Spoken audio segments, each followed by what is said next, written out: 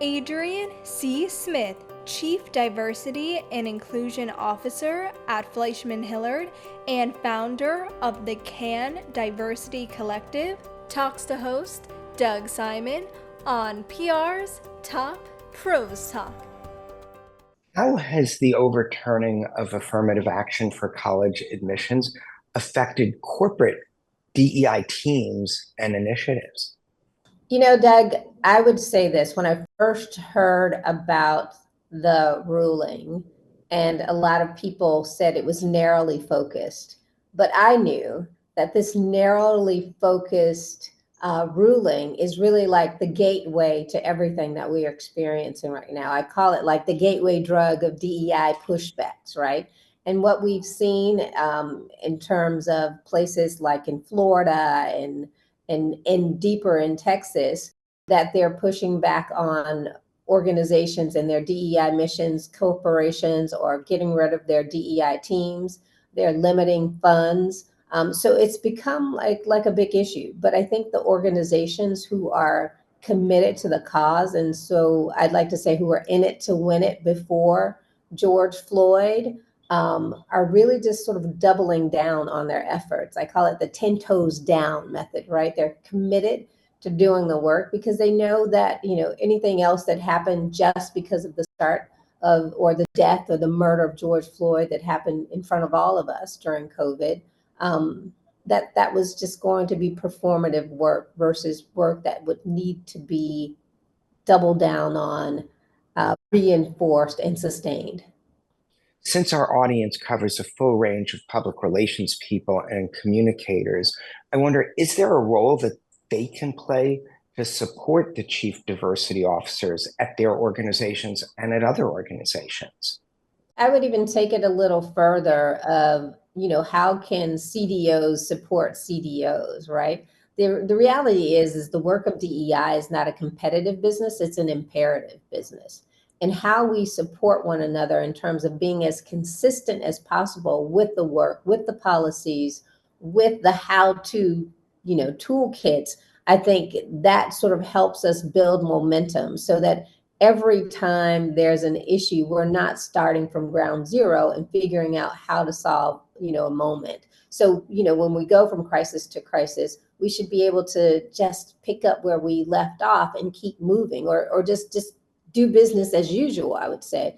The idea that FleishmanHillard, we do what's called CDO roundtables, which creates an opportunity that's less of a forum situation, but more of a talk, like a roundtable conversation. So CDOs can talk to one another in a safe space to talk about idea sharing.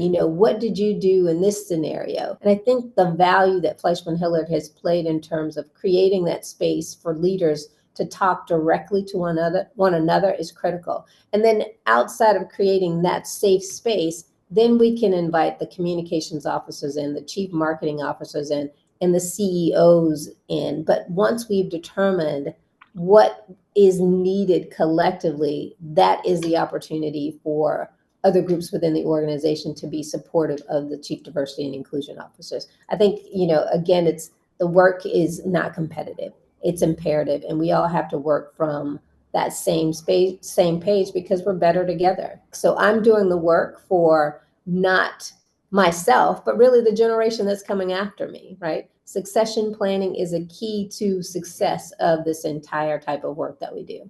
Yeah, and succession planning also raises another thought that sort of sparked an idea based on what you were saying, is that more junior employees, there's so much talk about looking for mentors.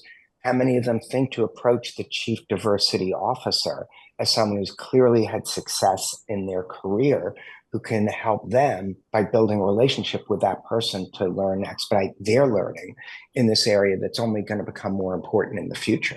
I think it makes them stronger practitioners at whatever they do, because again, in this human connection business, you want to know how to relate to a particular group or relate to your coworkers. It's just about how do you manage that human resource, that relationship that you have and that you're able to build to make people feel like they have the opportunity to do what's next They are motivated to stay within your organization. We know the retention rates for some organizations are, really low. But if you are really leaning in and giving all of your employees the opportunity to understand that this work is a human connection work, how to do it, how to recruit inclusively, how to, do inclusive language training within your organization so people know how to treat one another within the organization. How do we give evaluations? That's a part of the DEI work. How are we making people feel included when they're told,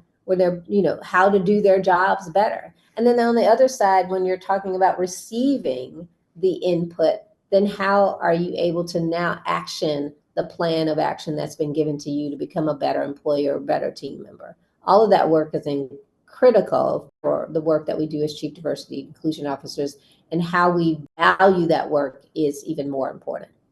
Yeah, when I saw you speak at the Diversity Action Alliance event recently, one of the things that did come up was how, despite the political blowback, while maybe preventing firms from talking as publicly about the efforts that they're doing, it hadn't really slowed down the pace of change. Is that still what you're seeing? And are you somewhat optimistic given that information?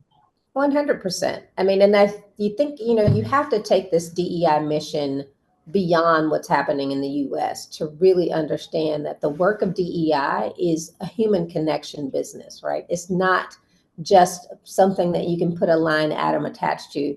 This DEI work makes an organization, gives it its salt, what it's worth. It is a foundation, and it is also imperative for financial gain. So if we look at it from a global perspective, I had the opportunity to be at the World Economic Forum during, that happened in January.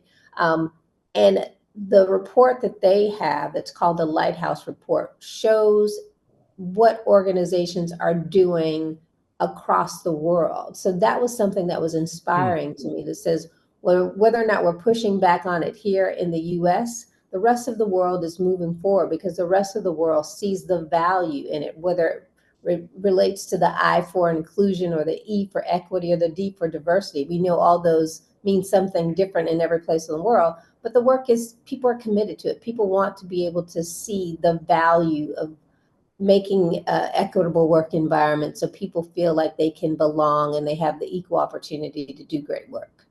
Yeah, and there's so much research and evidence that points to, improved and increased diversity across multiple measurements of that, whether it's beliefs, age, race, etc., helps performance at an organization. So what should brands and consumers be doing to keep the DEI momentum moving forward?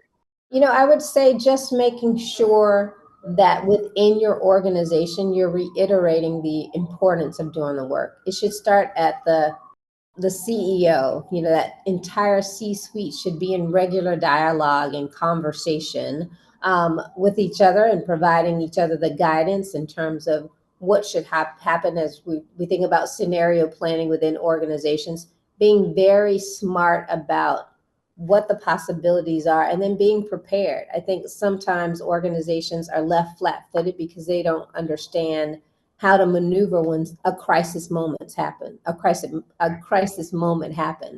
But if we get in the habit of making sure that we're actively communicating with one another, actively understanding the needs of our employees, the humans that work within our organization, I think that makes us smarter. So doubling down, and I'll use that term over and over again, which means just reinforce taking care of your people. So does that look like establishing employee resource groups, which are ERGs or BRGs, business resource groups, to make sure that voices from the people in your organization can be heard in an authentic way? So those are some of the key things, because leaders may not always identify with a particular community, but you can be an active listener and an active supporter to help amplify some of the concerns and provide the support that your employees actually need. Yeah, you mentioned the resource groups, and one of the challenges we face as a 20-person company, and I'm sure is very common among smaller companies, is, if we divide into resource groups, there might be 2 people in a resource group, 1 person, and 3 people. It doesn't really seem to reflect and have value. And it could be more like a clique instead of a resource group, just given the nature of being a small company. Are there options for smaller businesses to give the employees that feedback, that help, that engagement that can come from resource groups? I think when you're a smaller company, you have a larger advantage because now you can kind of actively work together. People's voices might be able to be heard more often in that moment, right? So with a small sort of network of people, then you can work collectively together to understand what your individual's needs are. Like your voice can be louder now within an organization, and now you can be actively supportive because you have that level of intimacy. You have that closer level of approximation. You're not like 10 levels down or 3 levels down from someone. You might be just a desk over, right? So I think the advantage you have is that you have that intimate relationship in terms of close proximity with your employees. And therefore, you can maybe get a quicker response, quicker return. There are less levels that a person has to go through to get to you. And that creates a safer, I think, environment for you. Now, that's a really interesting perspective on that. One thing that I imagine you're quite proud of, and if you're not, you should be, because it's really amazing, is the work you've done founding the CAN Diversity Collective, which has now become a part of major global events, Davos, CAN. Can you tell us a little bit about that organization and what you're looking to accomplish and progress that's been made? Sure, 100%. So how this all started, we can say where we started and how we're doing, right? So in 2017, I had the opportunity to go to the CAN, CANNES, International Festival of Creativity. And everyone knows it's like the Oscars of the advertising industry. And at that time, I think it was in its 60 plus year of being in existence. And while I was there, I think there were over 20,000 people in attendance, but only 200 looked like me. So maybe I'll repeat that again for emphasis. Out of the 20,000 people that were attending this festival, this global festival, only 200 looked like me. And those 200 consisted 1%, if I'm doing the math 1%. right. And those people were either the help or the entertainment, right? But the people who are like the thought leaders, the people who are actually doing some of that great creative work, some of the key creators, founders, leaders in this industry were not there and they were not present. And one of the topics of conversation that year was, how could the Cannes Lions Festival be more inclusive? And I literally thought it was a trick question. I was like, what do you mean? Like, you have to bring people here. You have to let people know that this space exists, this amazing collection of creatives from all over the world come to this place. And so I made a decision that year that I would help answer that question by bringing young people back to the festival to participate in their Young Lions Academy. So in 2018, I brought 5 amazing people to the festival, and I was ear hustling, Doug, on a conversation of some of the what do you call those, deans of the academy, and they were talking about these 2 Black girls from America who had changed the trajectory of the conversation of that year's cohort. They were so inspiring, so engaging, and everyone was learning so much. And I decided to lean into somebody else's conversation and say, excuse me, but who are you talking about? And they said Jenna and Alex, which were 2 of the young women that I brought to the festival. So imagine the way I felt to know that this initiative, this thing, these young people that I had brought to this festival had made a difference, that people were talking about them out in these Cannes streets, right? And then more importantly, Jenna said to me, Adrianne, thank you so much for creating this program, because now I know that I could compete on an international level and that I have the option to live somewhere else outside of the US. And so at that point, I was like, you know what? I have to do this again. I have to give more young people the inspiration to see beyond their current existence. In 2019, I was able to bring 25 young people back to the festival. And we hosted the first diversity, equity, and inclusion beach activation in the history of Cannes Lions, at that point, 66-year history. And we called it Inkwell after the Martha's Vineyard Inkwell. And so this will, I think this will represent our 4th year of taking, having a beach activation in Cannes. It will be our 6th year of taking young people. So it's been a great sort of mission space in place. Yeah, it's amazing. Definitely kudos to you. One, the fact that the 2 women were viewed as so impactful, and we'll assume obviously they're special people, but to have it be like that dramatic a change just so shows how much change needed to happen and how far behind. But so it's incredible what you've been able to continue to do. I know you're optimistic by nature. So any hope for the future, any other tips that you can share to help other organizations? Because, clearly, people recognize that it's better for business. Unfortunately, in the political realm, some view it being opposed to it as better for vote getting in certain areas. So what are the ways to sort of combat that and help continue to bring the message forward? Create an opportunity for people to be in a mindset of what can happen, right? So yes, you can, and being able to just shift the mindsets and heart sets of people will make a difference. And you just have to sometimes stop or don't ask for permission. Just do it so people can see the power of what your yes was in the moment, the power of what your inspiration can create, and how people really want to do and be better.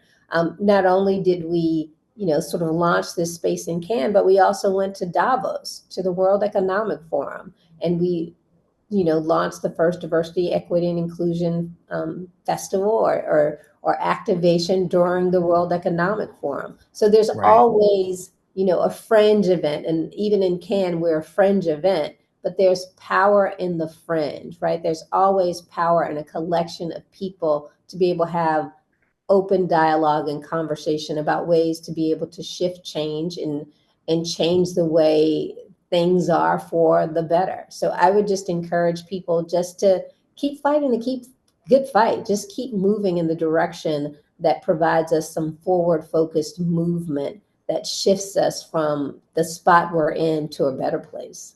With this post, we'll put together information so people can get in touch with your organization, contribute, and support the cause that you're so deeply involved with. Thanks so much for your time. Yeah, really interesting conversation. Much appreciated. Thank you. Thanks for having me.